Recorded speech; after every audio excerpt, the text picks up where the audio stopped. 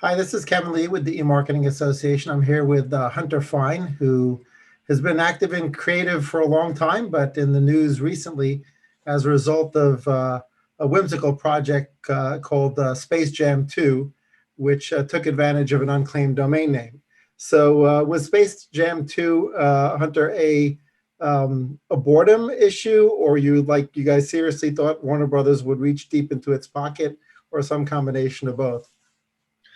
Well, I mean, we bought the domain last year before the pandemic, and we were kind of playing around like what should we do with it, and then some of our friends said that they might actually have rights to take us down. So we brainstormed and came up with like a fun way to keep the domain instead of just squatting on it, to like provoke Warner Brothers to buy it back from us by Right. starting a legitimate jam company. So, But yeah, it was less boredom and more like we had it planned, and I think the pandemic kind of halted the progress. I think we wanted to shoot it in the spring and release it in maybe the summer or fall, but because of the pandemic, we couldn't shoot until maybe I think October, and then just released it last week. right. Did the script change a lot from what you had originally envisioned once you decided you wanted to go into the jam business? Yeah, I mean, a little bit. We were always thinking like, how can we get these earnest jam people to sell their company, or to sell jam and their website? So we always had that in mind, and it necessarily the idea evolved over time. But once we locked in a script, it kind of that's where we went with it. Just kind of keep it straight with these, Right.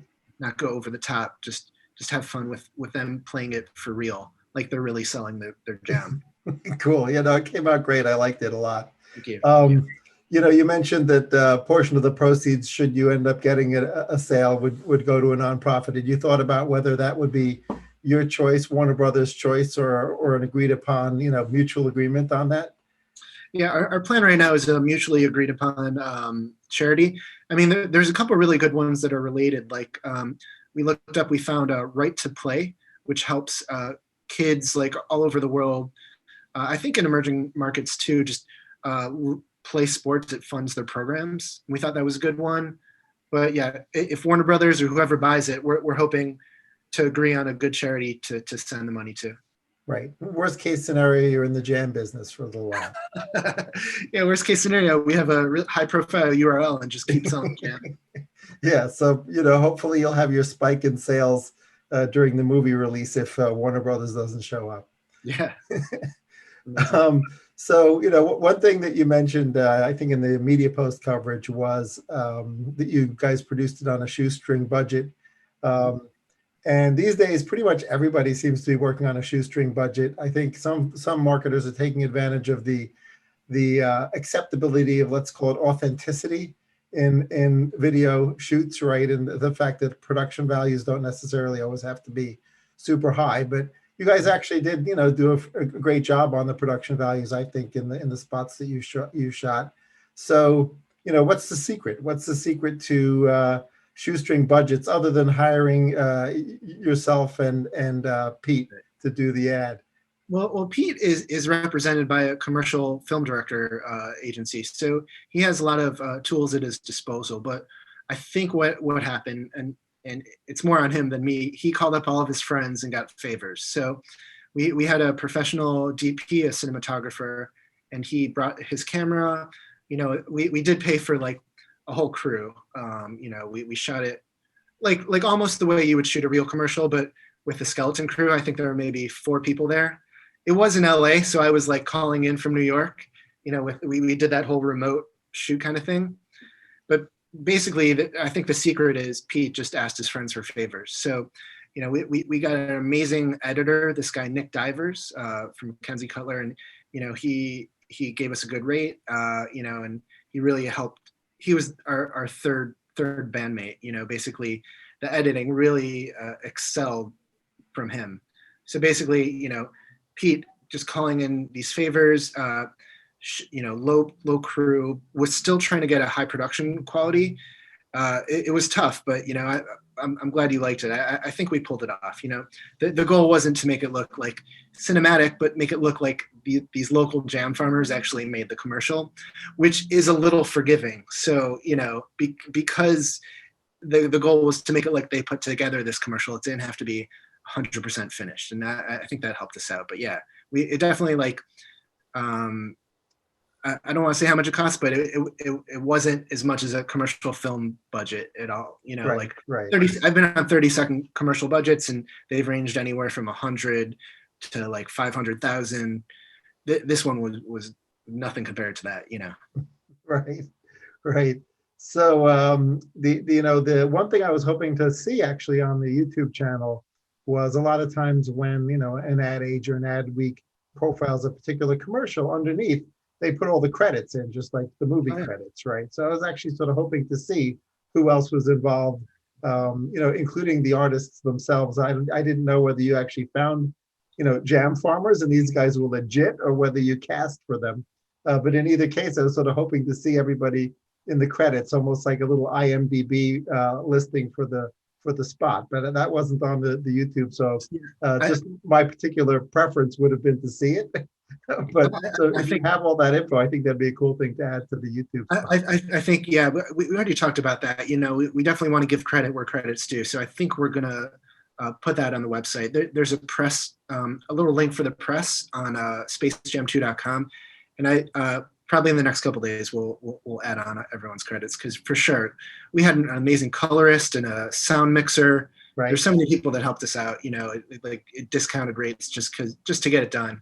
Yeah, yeah. So they may as well get some credit for that. Yeah. So they all did a great job.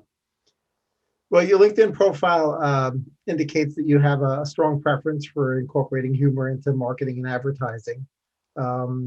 But do you feel like there are certain brands and or categories where you sort of have to stay away from humor, or do you think there's always a way to incorporate some form of humor into marketing or advertising? Well, I mean, yeah, of course there's some brands that shouldn't be doing humor, like your some healthcare things and whatnot. But I feel like there's always a place, even for subtle winks.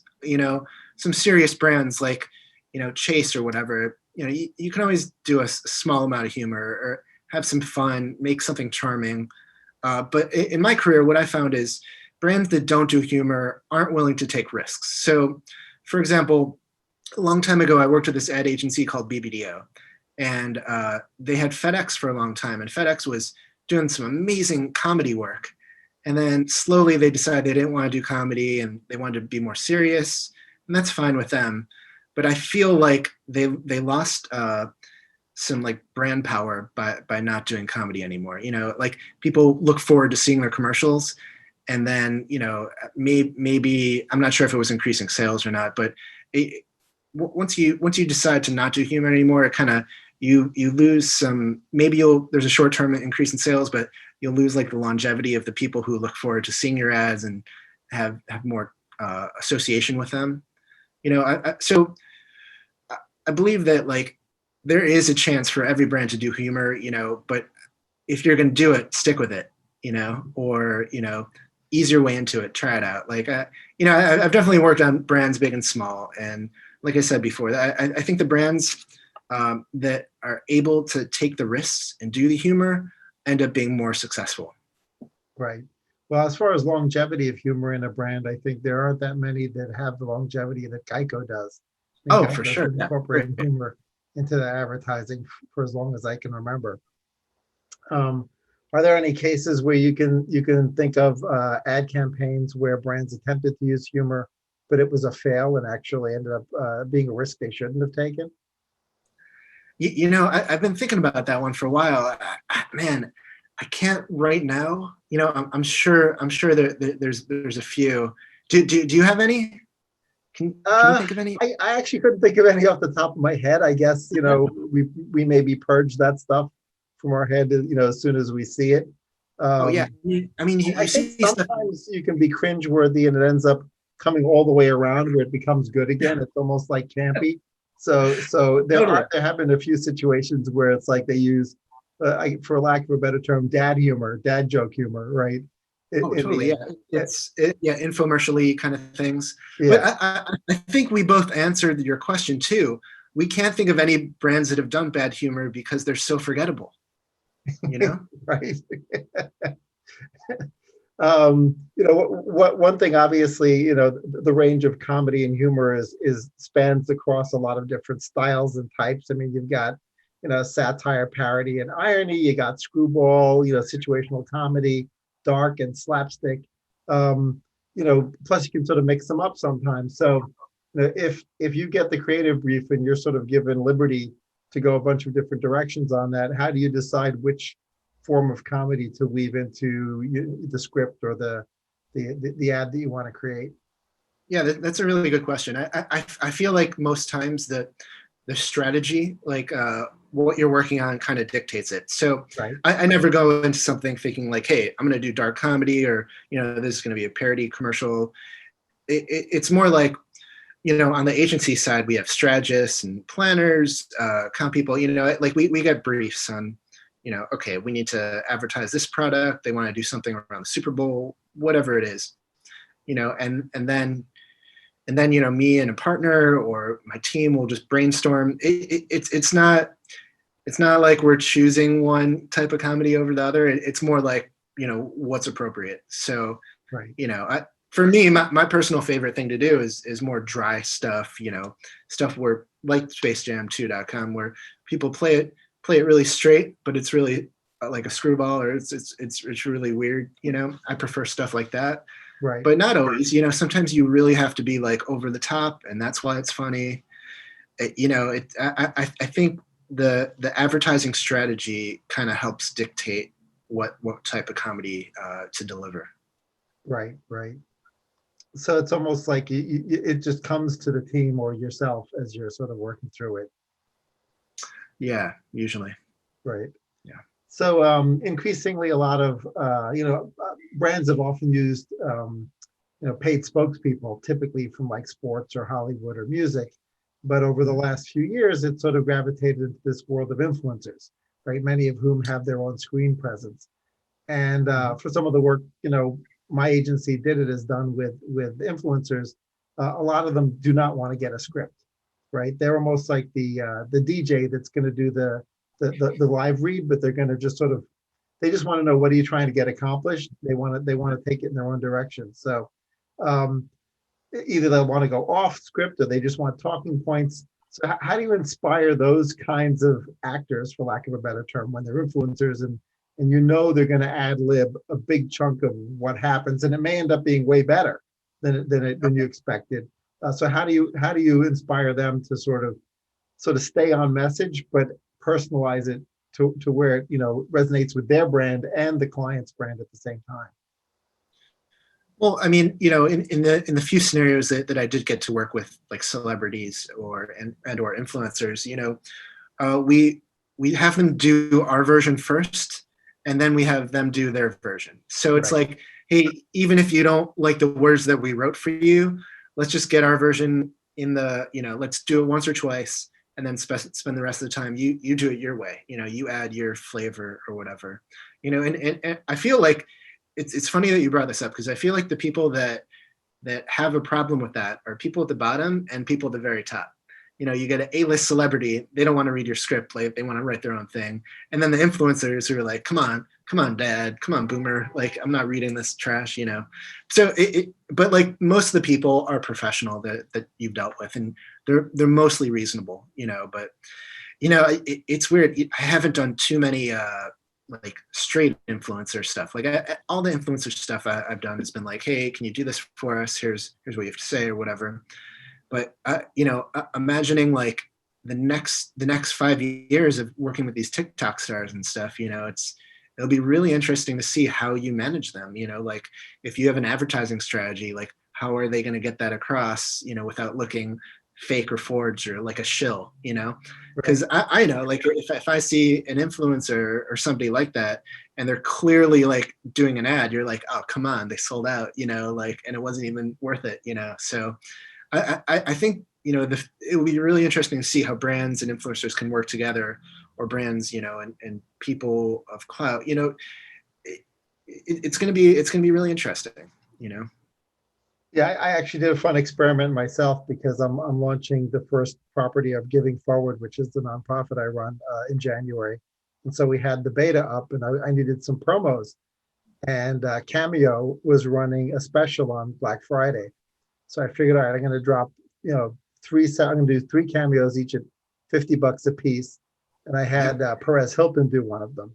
And he completely rewrote the script, right? And choreographed it and everything. And it came out way better than my script, right? Great. So Well, I couldn't have asked for a better promo than the one he put together. The two others were like, they came out okay. But, his really, it really shone. I thought Cameo wasn't allowed to do, people on Cameo weren't allowed to do advertising. They have Maybe a I'm wrong. business version for some of the people. And since it's a nonprofit, he let me slide, basically. It wasn't a birthday greeting or a holiday greeting. It was a promo. And he clearly knew it, right? And he was fine with it. He was doing it where the fees went to GLAAD, a nonprofit that he actually likes. So the idea of one profit essentially paying another nonprofit for him to do a promo about a nonprofit, he seemed fine with it. And he did it, like I said, you'll see it up on, if you go to goodbuzz.org, you'll see it up there. And he did a great job. But it was one of those cases that really got me thinking about the fact that for some of these folks who have a strong personality and a creative streak of their own, they're going to want to take it and run with it, right? Almost like, this is Spinal Tap, which was a movie that had no script, right? If you know the history of it, they just had talking points. That's all they had. So, it's like yeah.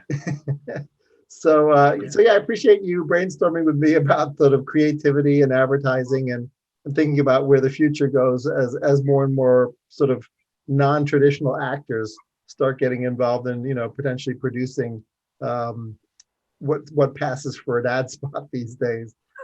It will be really interesting to watch to see if they sort of follow the direction of the creative directors, the art directors, and the on-site, videographers, or whether they sort of go off on their own.